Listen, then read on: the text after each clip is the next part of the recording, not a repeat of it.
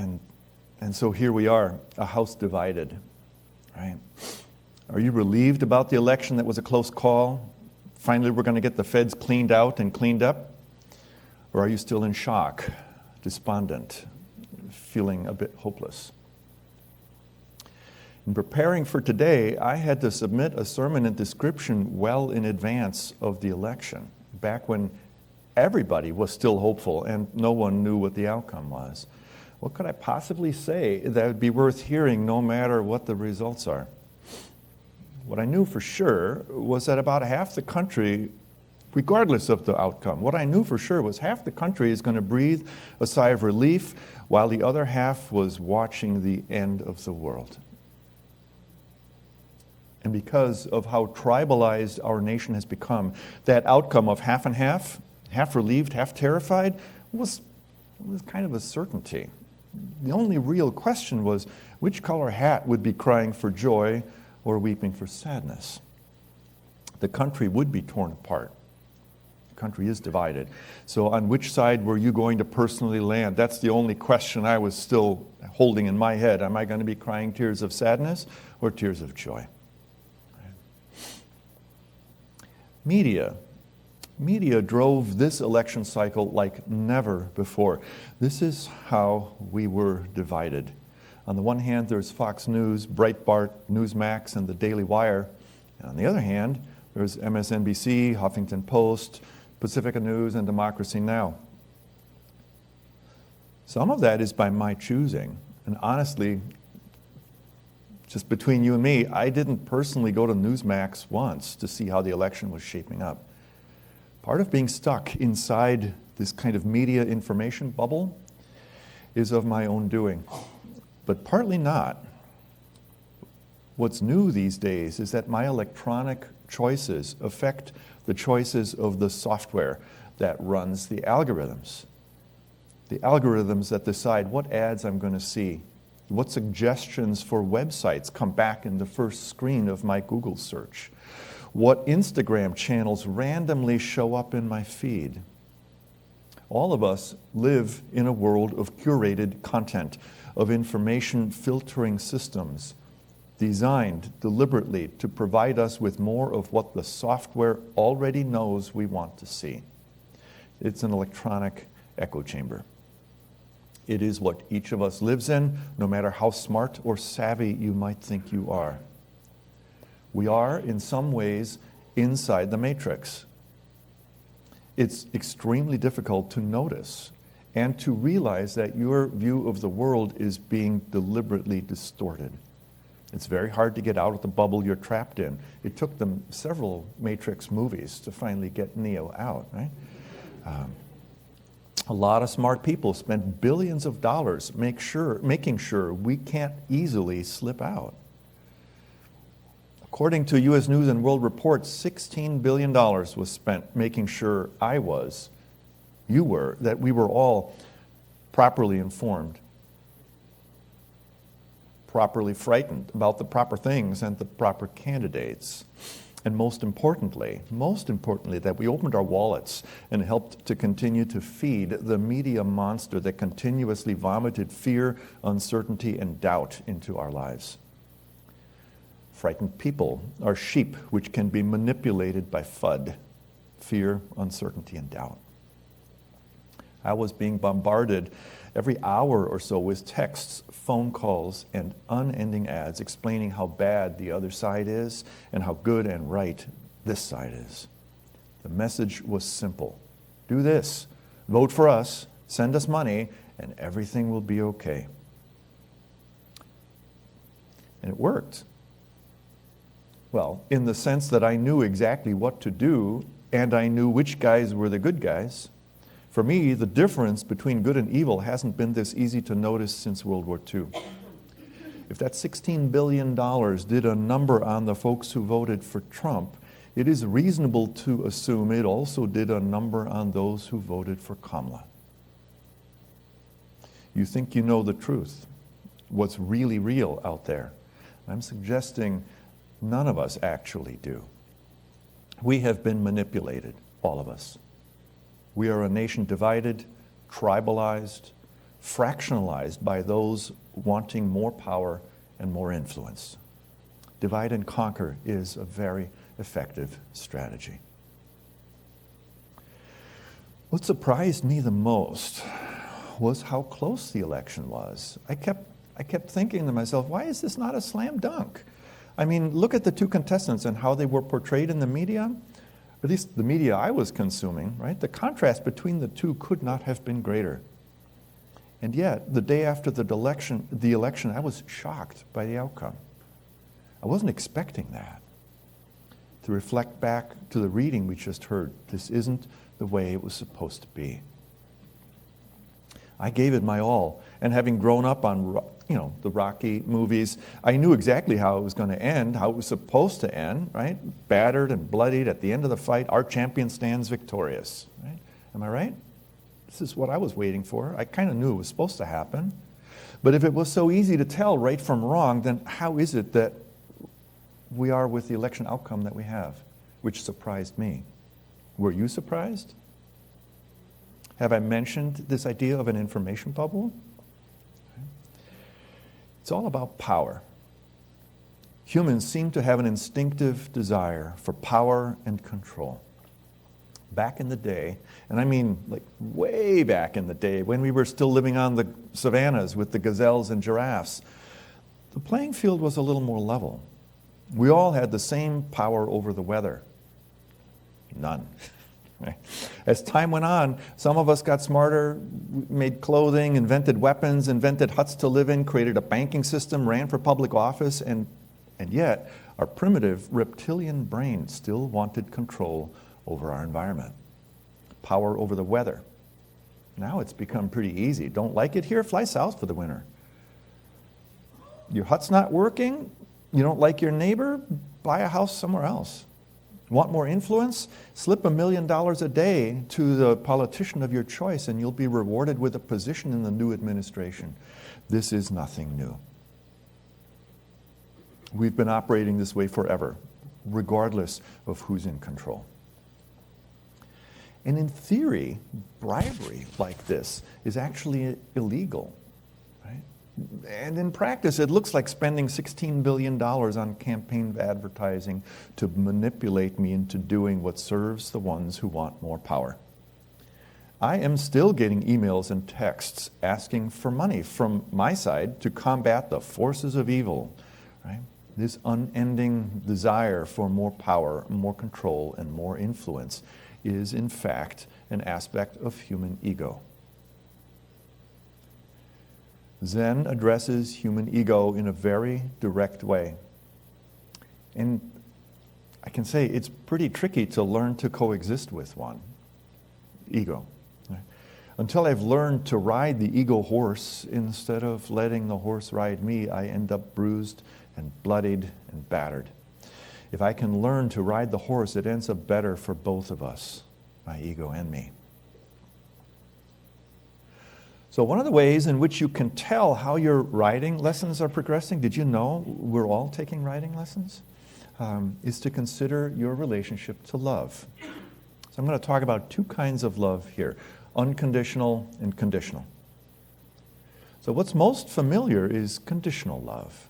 Right? If you do something I want, I'll like you and we can be friends. But when you do something I don't like, or heaven forbid, vote for the other candidate, I won't like you anymore, and I might even stop talking to you. This is ego-driven love, tit for tat, quid pro quo. It's an exchange of goods or services for approval and appreciation. It's got very little to do with the other kind of love. The other kind, unconditional love, is when I care about you as a person, even if you voted for the wrong candidate. The title of this sermon, Unconditional Kind Regard, is the long-form description of the short word love. What a subversive act of defiance to love unconditionally. The historical figure Jesus, you've heard him, exemplified unconditional kind regard and unconditional love for all people, no matter who. Clean or dirty, sinners, beggars, thieves. He expressed love and acceptance of everyone, with no exceptions. Interestingly, this universal acceptance of others did not sit well with the powers of the day. The folks in charge saw him as a subversive and a threat to their system of oppression. Jesus' philosophy of unconditional love could not be used to stir up resentment and hatred. He was labeled as a threat for loving unconditionally, and we all know how that story ended. A similar thing happened to many other historical figures which we hold in high regard. Some local folks like Father Grappi, who remembers Father Grappi from Milwaukee? Yeah. Some more national figures like Martin Luther King Jr., and some global figures like Gandhi. So let's do something subversive. Let's do it together. Let's buck the system that wants us to be afraid of immigrants and underemployed single mothers and fiscal conservatives and transgender folk and those who identify their pronouns and those who put a dozen American flags on their lawn right next to their swimming pool. Let's embrace unconditional kind regard. This kind of love is deep love, the love the Greeks called agape. It is the same kind of love as unconditional kind regard. Even in the 3,500-year-old language of Sanskrit, there is a word for this. It predates agape by several thousand years. That word is maitreya. Maitreya. So I want to tell you a little bit about the costume that I have on today, my Zen Buddhist costume. There's a knot that holds my robes together. I don't know if you can see that. It's kind of a funny looking thing. This is called the knot of Maitreya. This is the knot of unconditional kind regard. As I get dressed into this and I tie it, I think about embodying unconditional kind regard, of binding myself and my robes together with love, wrapping me in its non-judgmental embrace, and letting me wrap you in the same non-judgment, in that same unconditional kind regard. It holds me together, letting me fully be present to you, letting me see you with clear eyes and an open heart. This is the commitment I make every time I tie that knot. I commit to myself that I will function from the space of unconditional kind regard, caring for all, loving all, with no exceptions. While your hat is not the same color as mine, what's underneath that hat is exactly the same. A person who wants to be happy, loved, and well-fed. A person who wants to do good and have a better future for their children than they had. And in this regard, we are no different. People are hungry for this kind of acceptance. And we here at LCUUC have an opportunity to provide this kind of acceptance, to embody and demonstrate unconditional kind regard, no matter what. Did you know that at this very moment there is a spacecraft headed to Jupiter's second largest moon? Yeah, a few of you do, tech nerds. We'll have to talk. It's going there to survey, among other things, the saltwater ocean underneath the ice that covers it, this icy moon called Europa. It happens to have the largest saltwater body in the solar system, larger by far than all the Earth's oceans combined. Many scientists think that if there is life in this solar system other than on Earth, we're going to find it in the oceans of Europa. In the grand scheme of things, when viewed from Europa, nothing you or I do will likely matter enough to be worthy of conversation. If you were the Earth's ambassador to Europa, would you spend time talking with them about the election results? Or would you have more important matters to discuss? Would you complain about the lack of quality, affordable health care for everyone? Or would you say something like America's poet laureate, Ada Limon, did? Because her poem is on board the Europa Clipper, scheduled to meet Europa in about 6 years. So I want to read it. It's called In Praise of Mystery. Arching under the night sky, inky with black expansiveness, we point to the planets we know.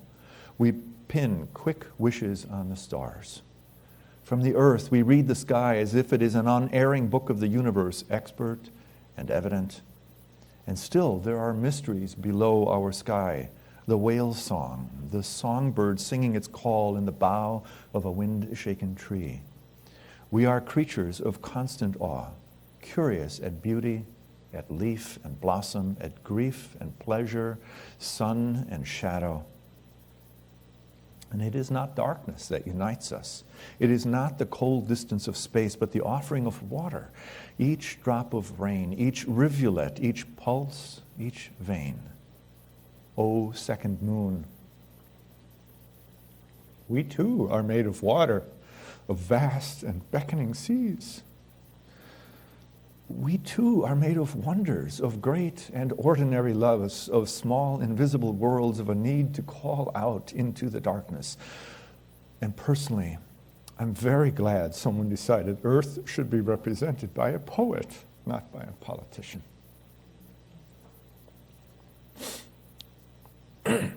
So, here we are.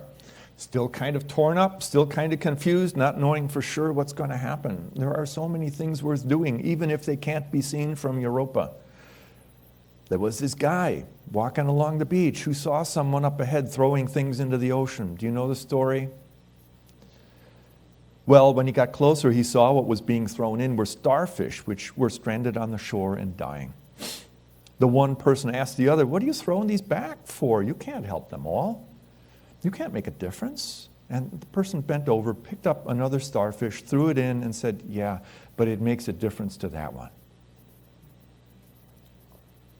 So around here, there are no starfish to throw back in, but there are people who need a hot meal or a safe place to sleep. There are those who struggle to be respected in a world where there are only two kinds of bathrooms and they don't really fit into either one. There are those who have no say in the political system because they don't have the right kind of paperwork. Explain that to the inhabitants of Europa. What's going to happen in the next 4 years? Nobody knows. I'm certain that some of you will be happy, and some of you will be sad, and some of you may be surprised. What is most important is that none of us give up, and none of us forget that the real enemy is fear, uncertainty, and doubt. It is very important that you continue to be the change you wish to see. And it is vitally important to remember that those we disagree with are not the enemy. Everything we've known, whether by way of revelation in the Quran, Hadith, whether by way of research, ancient sayings, philosophies of the past, they all suggest the same thing. Much of happiness is found in looking outwardly to the needs of people, attending to their burdens, and being part of something that is bigger than yourself. That quote is from the Instagram channel, Hereafter is Better.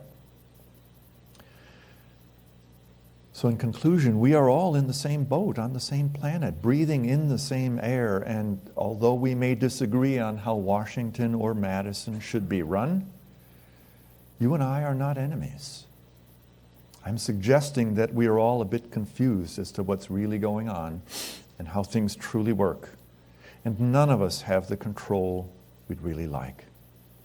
Many of us are a bit unsteady, and all of us are deserving of tolerance, respect, and unconditional kind regard. So get up. Get off the couch. There is work to be done. With all its sham, drudgery, and broken dreams, it is still a beautiful world. Thank you. And again, from the Hereafter is Better Instagram quote, if you want happiness for an hour, take a nap. If you want happiness for a day, go fishing.